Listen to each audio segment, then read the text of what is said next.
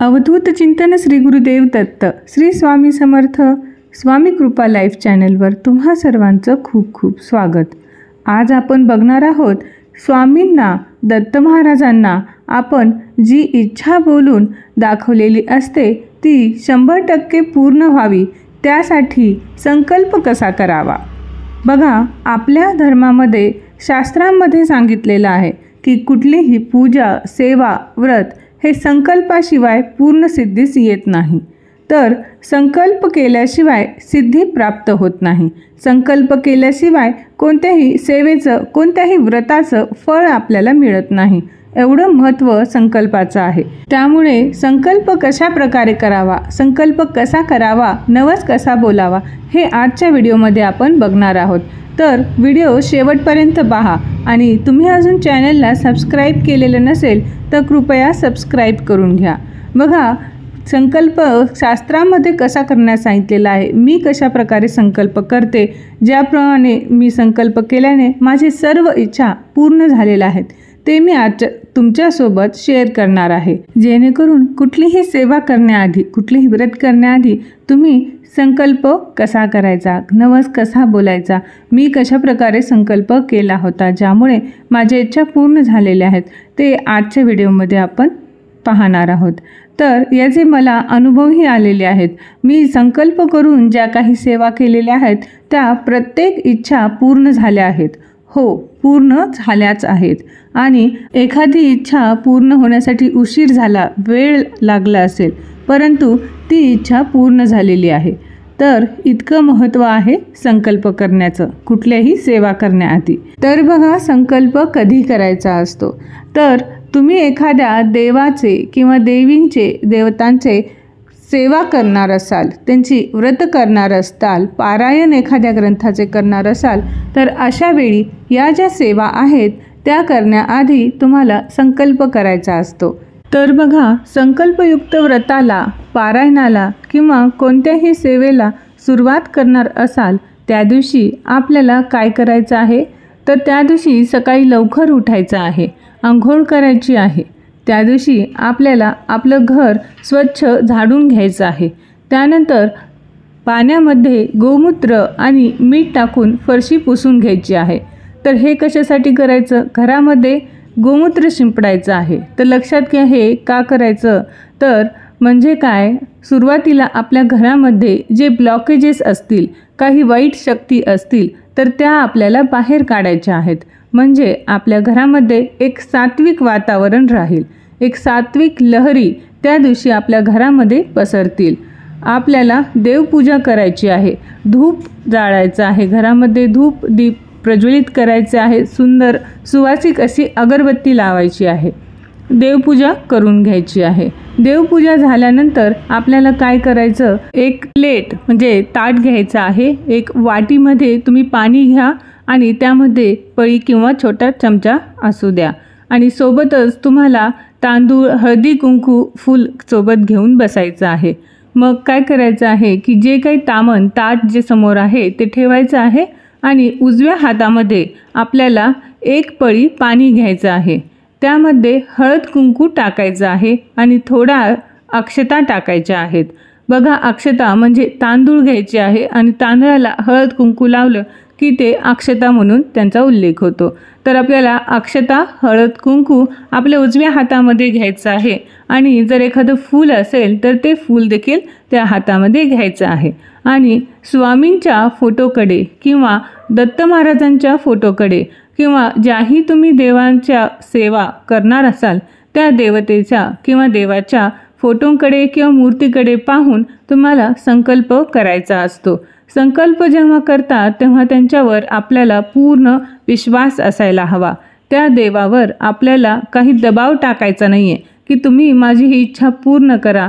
आपल्याला स्वामींना, दत्त महाराजांना विनंती करायची आहे, त्यांना प्रार्थना करायची आहे।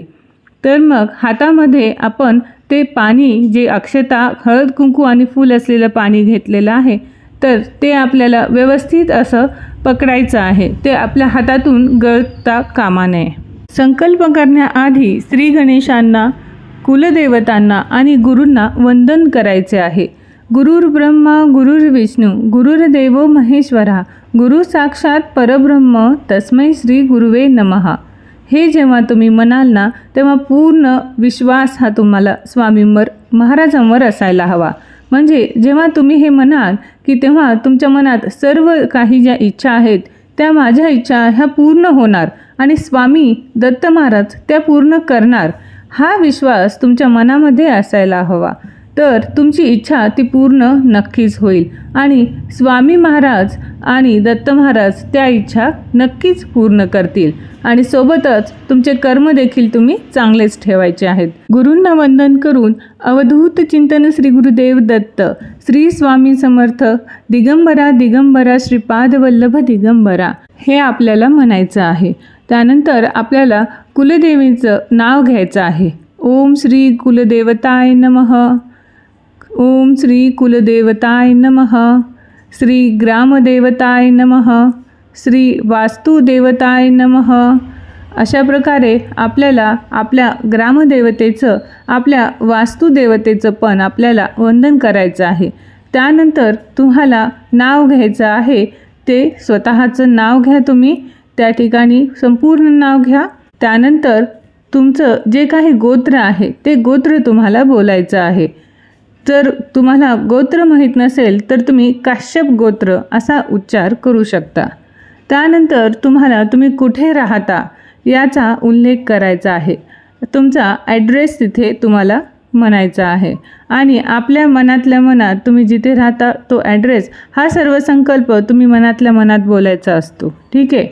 त्यानंतर मी ह्या दिवशीचा वार, त्या दिवशीची तारीख, अशा प्रकारे ज्या दिवशी तुम्ही संकल्प करत असाल त्या दिवशीचा वार आणि तारीख याचा देखील उल्लेख करा आणि संकल्प करते की असं म्हणून तुम्ही जे काही तुमची इच्छा असेल, ज्याबद्दल तुम्ही ती सेवा करणार असाल तर ती सेवा तुम्ही या ठिकाणी सांगायची आहे.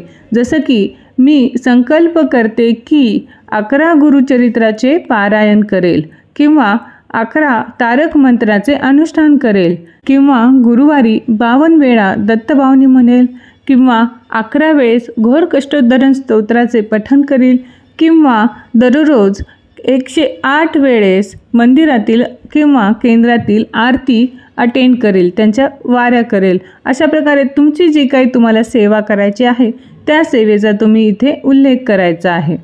याचा अर्थ असा नाही की तुम्ही माझी इच्छा पूर्ण करा, मी तुम्हाला 100 रुपये देईल किंवा तुमच्या पेटीत 1000 रुपये टाकेल, असं मी कधीच म्हणत नाही आणि असं आपण कधीच म्हणायचं नसतं. आपण जेव्हाही संकल्प करतो, नवस बोलतो, तेव्हा तो इच्छेचा म्हणजेच ती इच्छा पूर्ण करा आणि त्यानंतर मी ही सेवा करेल असं त्यांना नाही तुम्ही म्हणायचं. तर तुम्ही त्याच दिवशीपासून ती सेवा करायला सुरुवात करायची आहे. म्हणजे जर तुम्ही आज संकल्प केला असेल तर आजपासूनच तुम्ही सेवेला सुरुवात करायची आहे. आणि माझी ही इच्छा पूर्ण होण्यासाठी मी आपल्याला विनंती करते की माझे जे काही तुम्ही केलेले जे व्रत असेल, संकल्प असेल, ती इच्छा लिहा, ती इच्छा तिथे बोला की ती पूर्ण होईपर्यंत तुम्ही आमच्याकडून ही सेवा करून घ्या. आम्हाला निर्विघ्नपणे ही सेवा पार पाडण्याची शक्ती द्या आणि कृपा करून आमची ही इच्छा पूर्ण करा. अशा प्रकारे आपल्याला विनंती करायची आहे आणि परत एक विश्वास आपल्याला त्या देवावर 100% ठेवायचा आहे, कारण विश्वासावरच तुमची श्रद्धा टिकलेली आहे. दत्त महाराज, मी तुमचे लेकरू आहे. तुम्ही या घरातले वडीलधारी आहात, तुम्ही सर्वस्व आहात. तुम्हीच बघा ही इच्छा कशी पूर्ण करून घ्यायची आणि तुम्हीच ठरवा की ही इच्छा जी मी बोललेली आहे हे माझ्यासाठी चांगलं आहे की वाईट आहे, ते तुम्हीच ठरवा आणि माझी त्याप्रमाणे ही इच्छा पूर्ण करून घ्या. किंवा जर तुम्हाला वाटत असेल की यापेक्षा दुसरं काही माझ्यासाठी योग्य आहे तर तेही तुम्ही करू शकता. अशा प्रकारे संपूर्ण शरणागती भावनेने तुम्हाला हा संकल्प करायचा आहे आणि संकल्प घेतलेला उजव्या हातामध्ये घेतलेलं जे फूल, तांदूळ, हळद, कुंकू, पाणी आहे ते समोरील ताटामध्ये तुम्हाला सोडायचे आहे. तर लक्षात घ्या, अशा प्रकारे तुम्हाला संकल्प करायचा असतो आणि जे संकल्प तामणामध्ये प्लेटमध्ये तुम्ही सोडलेलं पाणी आहे ते संकल्प केलेलं जे पाणी आहे ते तुम्हाला तुळस सोडून इतर कोणत्याही झाडाला तुम्हाला ते पाणी वाहायचं आहे. लक्षात घ्या, कुठलीही सेवा व्रत सुरू करण्याआधी तुम्हाला महाराजांची माफी मागायची आहे. त्यांना विनंती करायची आहे की आजपर्यंत आमच्याकडून कळत नकळत झालेली ज्या काही चुका आहेत, जे काही पाप आहेत, त्याबद्दल कृपया आम्हाला क्षमा करावे आणि आमच्याकडून ही सेवा तुम्ही करून घ्यावी म्हणून त्यांना विनंती करायची आहे. तर अशा प्रकारे विनंती करून मी कसा संकल्प करते ते सांगते. तर पहा, प्रथम उजव्या हातात तळहातावर पाणी घ्यायचे आहे. त्यावर 2-4 दाणे अक्षतांचे कुंकू रंगलेले तांदूळ घ्यायचे आहे आणि म्हणायचे आहे, मम आत्मन श्रुती स्मृती पुराणोक्त फल प्राप्त्यर्थम नानाविध. आपण या ठिकाणी आपले गोत्र उच्चार करायचे आहे. काश्यप गोत्र उत्पन्नाम असे म्हणून आपल्याला दिलेल्या सेवेचा उच्चार करायचा आहे. जसं की या ठिकाणी मी म्हणले आहे गुरुचरित्र पारायण. आणि त्यानंतर आपल्या मनातील इच्छा बोलायची आहे. मनातल्या मनात इच्छा बोलायची आहे. जसं की मी इच्छा बोलली आहे की स्वामींनी दत्त महाराजांनी माझ्यावर केलेल्या कृपा आशीर्वादाचे कृतज्ञता व्यक्त करण्यासाठी म्हणून हे गुरुचरित्र पारायणाची सेवा मी करू इच्छित आहे. तरी ही सेवा माझ्याकडून आपण करून घ्यावी ही नम्र विनंती. तसेच हे व्रत किंवा ही सेवा करत असताना कळत नकळत माझ्याकडून काही चूक झाल्यास मला कृपा करून क्षमा करावी, हे अशी आपण विनंती करायची आहे. आणि नंतर तळहातावरील पाणी सरळ हाताने रिकाम्या प्लेटमध्ये सोडायचे आहे. त्यानंतर ते जे पाणी आहे ते तुम्ही तुळस सोडून इतर कोणत्याही झाडाला टाकावे. तर अशा प्रकारे संकल्प करायचा असतो. तर बघा, अशा प्रकारे आपल्या गुरूंवर, आपल्या देवावर संपूर्ण श्रद्धा आणि विश्वासाने तुम्ही हा संकल्प करून सेवेला सुरुवात करायची आहे. आणि ही सेवा करत असताना तुमच्या मनामध्ये जरासुद्धा शंका यायला नको की मी हे सेवा करत आहे तर मग माझं हे काम अजून का नाही झाले, अजून माझ्या कामामध्ये प्रगती का नाही झाली, माझी इच्छा का पूर्ण नाही झाली. तर योग्य वेळ आल्यावर महाराज ती इच्छा नक्कीच पूर्ण करतात. तर तुम्ही साशंक न राहता, अजिबात शंका न घेता आणि आपले ध्यान हे त्या इच्छेवर न ठेवता आपले ध्यान हे संपूर्ण सेवेमध्ये, शरणागतीमध्ये आणि भक्तीमध्ये विलीन करून तुम्हाला त्या सेवा करायच्या आहेत.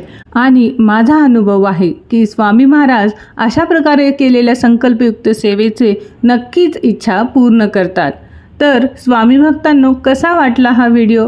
व्हिडिओ जर आवडला असेल आणि व्हिडिओमधील माहिती तुम्हाला जर उपयोगाची वाटली असेल तर कृपया व्हिडिओला लाईक करा. आणि तुम्ही चॅनलला अजून सबस्क्राईब केलं नसेल तर कृपया सबस्क्राईब करून त्यापुढील बेल आयकॉनला प्रेस करा. म्हणजे पुढील अजून अशीच आध्यात्मिक प्रगतीच्या व्हिडिओची लिंक तुम्हाला लवकरच भेटेल. चला तर मग भेटूया पुढच्या व्हिडिओमध्ये अशाच अजून नवीन आध्यात्मिक माहितीसह. तोपर्यंत सर्वांना श्री स्वामी समर्थ. जय जय स्वामी समर्थ.